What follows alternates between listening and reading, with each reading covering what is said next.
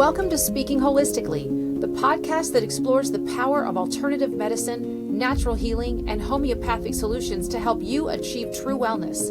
Each week, Dr. Jen and Amy G dive into the world of holistic health, discussing researched, time-tested remedies with expert insights from Dr. Jen, as well as real-life stories from patients to empower you to take charge of your health. So if you're ready to embrace a more natural path to wellness, let's start speaking holistically, because true healing begins from within. Hi, everybody. Welcome to Speaking Holistically. I'm your co-host, Amy G. I'm here with my amazing co-host, Dr. Jen. And we have another tale from the office, and I can't wait to hear what this one's about. So there was a 17-year-old male who had been skiing with his family, and they're avid skiers, but he came off a jump and didn't maneuver it quite right. And the video they showed me, him slamming onto the ground, like his entire body, like it was just this, oh my God, thud. And I don't know how he literally survived the fall. I mean, the landing, really. It's not the fall, it's the landing, right? So yeah. I mean, his mom couldn't even watch the video. It was that awful. And I was shocked.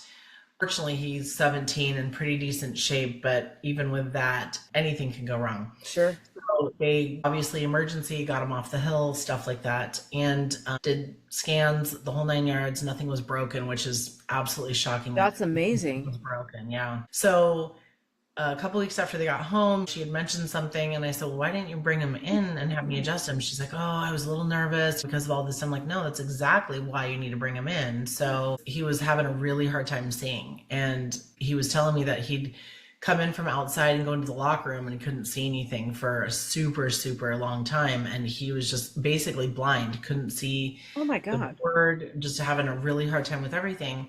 And of course, this is one of those times where I was like, oh, let's fix this. You know, it wasn't like, let's record this and see what happens. I really wish I had, because his mom wasn't there, his dad wasn't there, and they gave me permission to adjust him, of course. So, but I wished I'd had the before and after, because it was so incredible.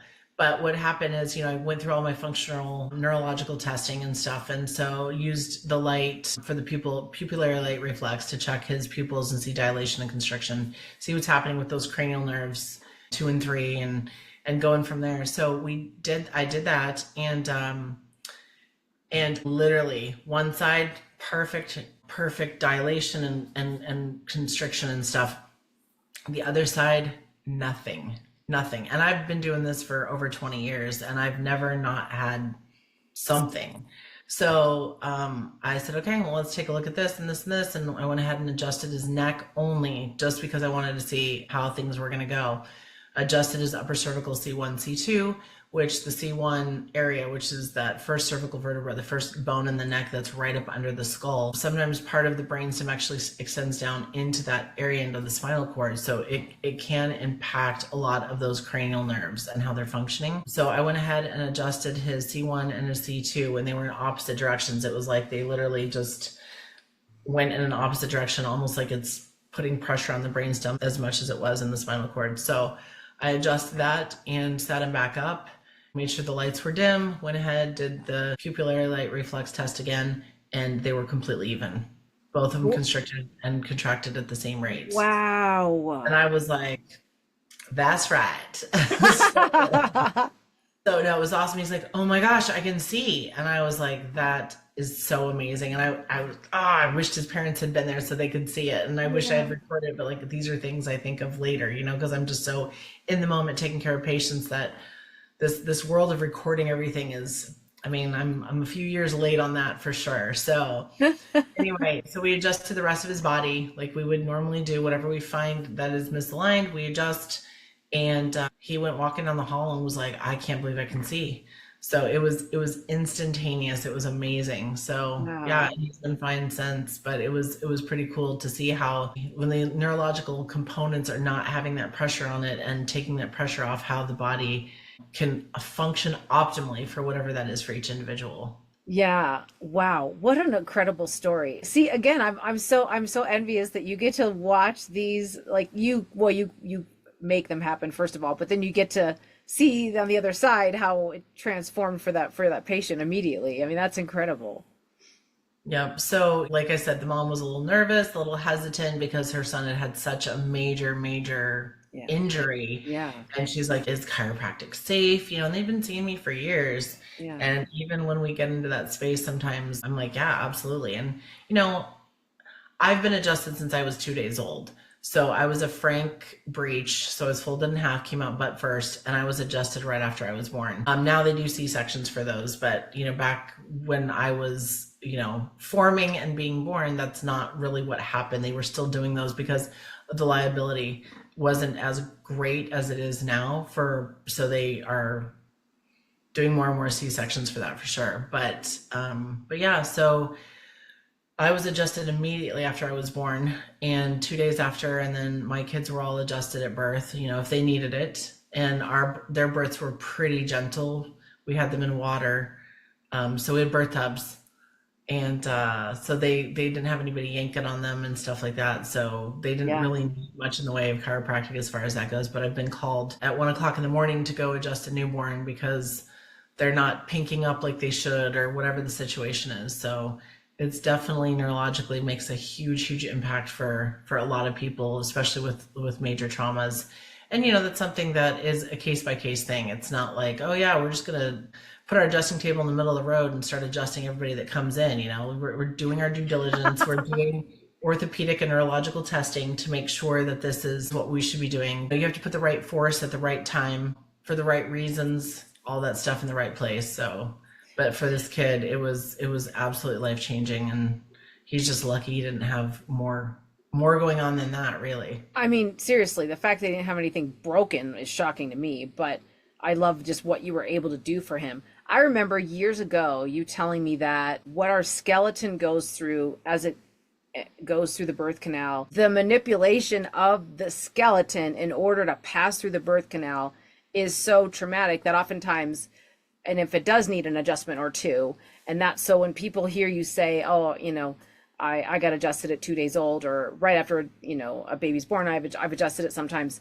I always think back to you talking about what a skeleton has to do to get itself out of the birth canal, which is, mind blowing.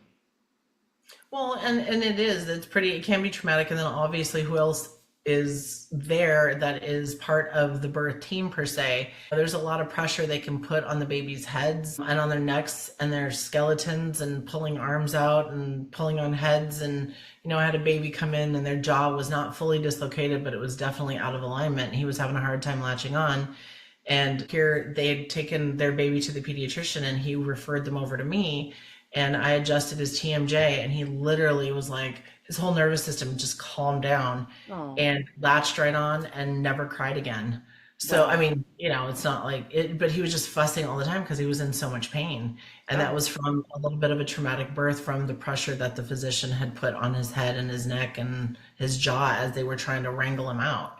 We don't think about that stuff, but it definitely can impact us. And let's say our TMJ is out from the time we're born, and now we're an adult. We don't know why our jaw hurts all the time, or it clicks or whatever. And it's like, it could have been there from the entire time. But the 17-year-old boy, man-child, if he hadn't been getting adjusted, I mean, they probably wouldn't have started at that point because their comfort level would have been different, and they don't have all the information. So, it makes a huge difference to get that stuff checked and make sure that it's functioning optimally. But it definitely changed his life. Wow. Yeah. What a great story. Gosh. I mean, you did change his life. He'll never forget this, by the way. He'll never forget, like, being adjusted by you and being like, I couldn't see, and then I could see. Like, that's incredible, And he's totally into health. He works out. He's in great shape. He asks tons of questions when he's in the office. He was on the shorter side of things. And in fact, he has me measure him when he comes in, and I have a chart literally on the back wall that I measure him and mark it so we can see how much he's growing. But in the last couple of years, he's blossomed. He's taller than I am now. And he was really afraid that he wasn't going to grow. And he's done a great job with the supplements, with his food choices, with working out, like all of the healthy stuff that he can do, and getting adjusted, making sure his neurology is functioning optimally. Once again, that word, for his body. So yeah, he's got the best chance at being the best version of himself. So it's pretty cool. But I keep encouraging him, like, you'd be a great chiropractor. And trust me, I don't encourage everybody. There's some people I'm like, well, if that's something you want to do, great. But like he would rock this. Like, he would rock it. He'd be a great colleague to have. So Jake, Oh, I'm still gonna kind of encourage you, buddy. maybe he's No pressure. no pressure. Well, he's at this age, right? He's probably noodling through, a bunch of different choices in his mind that he's considering. But hopefully, that's one of the things he's considering, because we need more people like you. I was just singing your praises yesterday. I do all the time, but there's just so few chiropractors that are like you, that are so thorough, that are so researched, so knowledgeable, so skilled. And it's just, and do the head to toe care. They don't just come in, and adjust your neck and your spine. It's like, this is a whole health approach.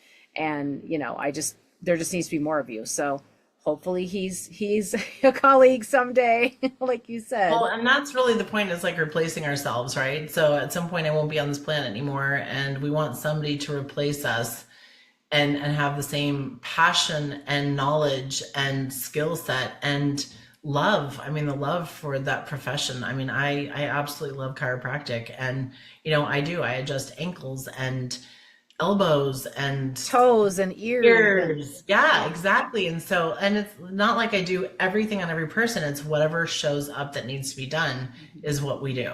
So with Jake, that's exactly what we did. We adjusted his neck, and it was like, holy cow. I mean, it moved, as you can imagine. And this was weeks after the initial injury, and all of the reports came back that nothing was fractured. So we knew that what we were getting ourselves into. And like I said, running some more neurological tests right before we adjusted him could make a huge difference in what we would do and how we would go about it. So Yeah. Well, and it's just how scary to be 17 and have this accident, and then your vision is going in and out. I mean, that's terrifying. You just think to yourself, so if it's this bad and I'm 17, is it just going to keep getting worse, where I'm going to have longer periods where I can't see? I mean, it's just terrifying, really. So I just think it's incredible what you did for him. Well, I mean, I'm part of that solution, but he had to get his butt in there and allow me to do it. So I really give the kudos back to the patients, like, hey, great job. Like, and thanks for trusting me on this. So I do know what I'm doing. Yeah. And so I don't ever push anybody past their point of comfort, but it's worked for him very well. You've treated everyone in my family, and changed all of our lives and fixed all kinds of things for us. So, so as a patient of however many decades I've been with you, I personally thank you for caring as much as you care, and just, being so thorough. So, well, thank you, Dr. Jen, and thanks everybody for listening. Join our school community if you haven't already. I'll put the link in the show notes. You can also follow us on Facebook, Instagram, or subscribe to our YouTube channel. We're everywhere, so come join us. Till next time, thanks everybody. Bye-bye.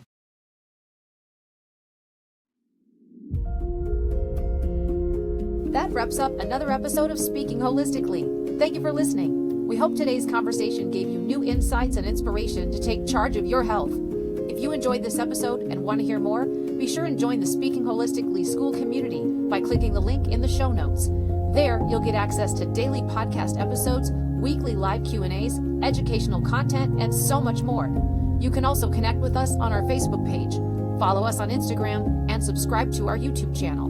Until next time, be well, stay curious, and keep speaking holistically.